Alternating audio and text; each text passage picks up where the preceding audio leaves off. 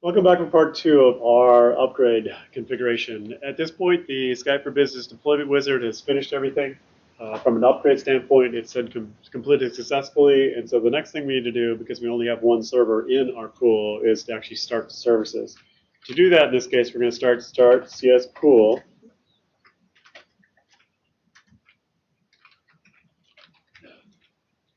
We're going to tell specifically, in this case, our pool FTDN.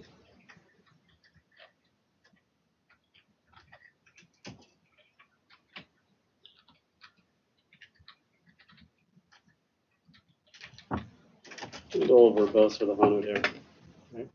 Again, please make sure all services in the Skype for Business pool have Skype for Business already installed on them, and then of course we're going to say yes. Now, I'm running this because I only have the one server in the pool. If you were going to upgrade more than one server in your pool, then you would be doing your upgrade on every one of the servers, and this is the last thing that you run, again, from a configuration. And you can see it's actually going through all the services and make sure that all the services are configured at that standpoint. Next, of course, now that we've got it all up and running, is we want to validate that it's actually working, right? So if we go back to the actual deployment wizard, I've already installed the admin tools. So if we go open up, and I'm just going to exit this out and exit this out and bring up our control panel for Skype for Business. So Skype for Business control panel. And we'll open up and take a look at it. At this point, I'm going to connect to the Redmond pool.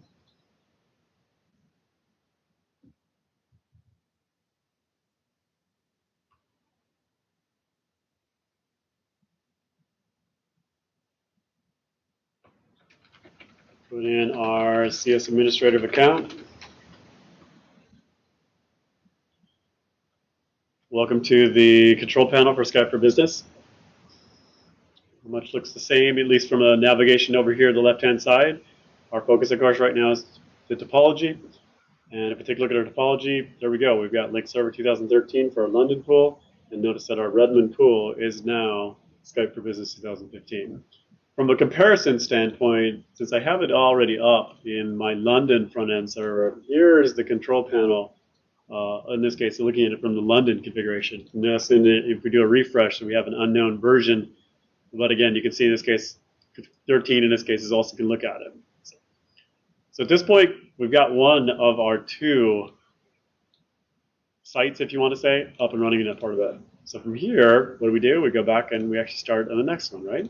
So pretty much the same steps again. If we go back and take a look at our domain controller, bring up our topology builder, this time we're going to upgrade London, right? So we go from London, expand out our 13, expand out the enterprise pool, right click on the pool, again, upgrade to Skype for Business.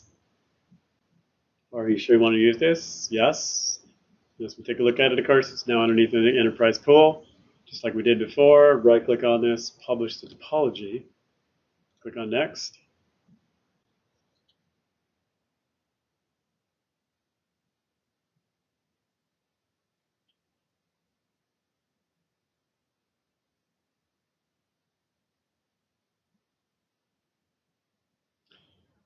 Same prompt again for the updating of the SQL database. So in this case, it's London SQL 01.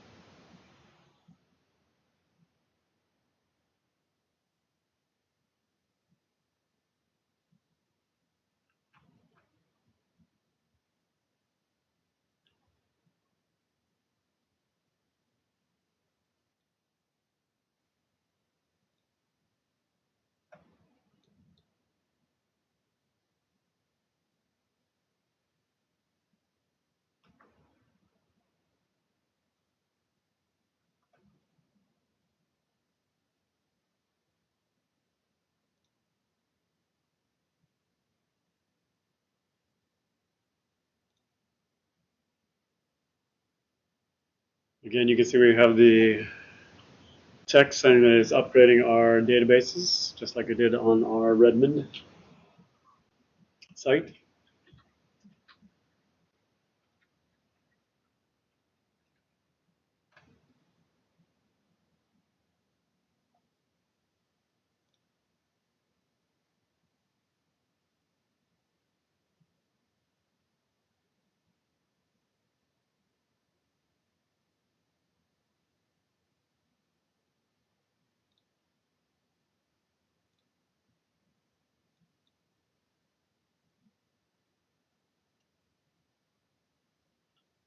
Okay, our publish is complete. There's the topology builder. We're going to minimize a couple windows here. We'll come over to our London front-end server and do the same steps again, right? So in this case,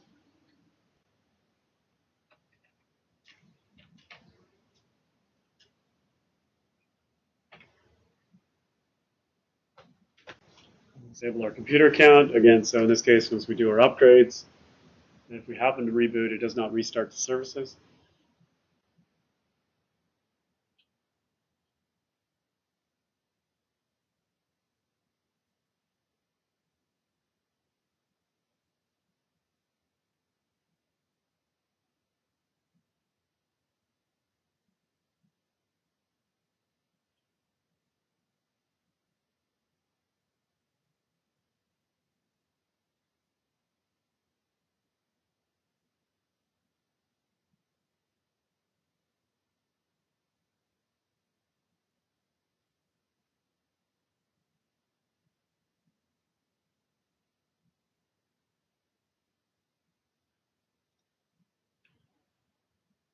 And then we'll start our deployment.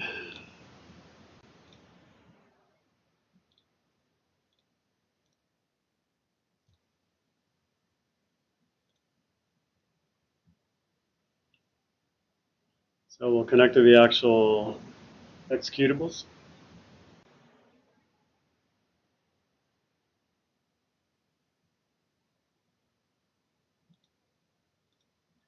We'll run the setup.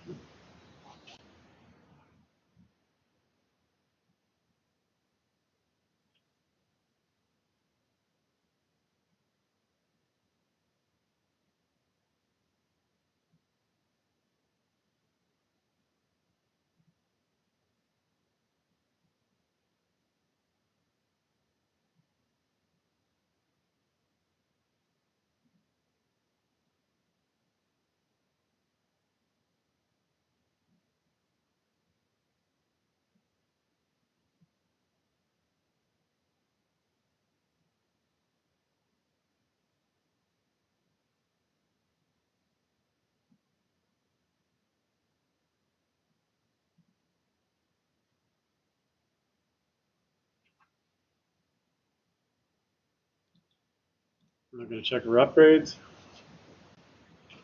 Accept the license agreement again.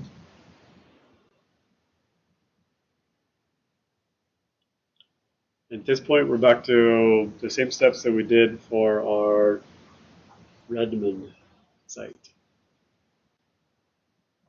So instead of watching this go through again, I'm going to stop the video and we'll have a part 3. So I'll be right back.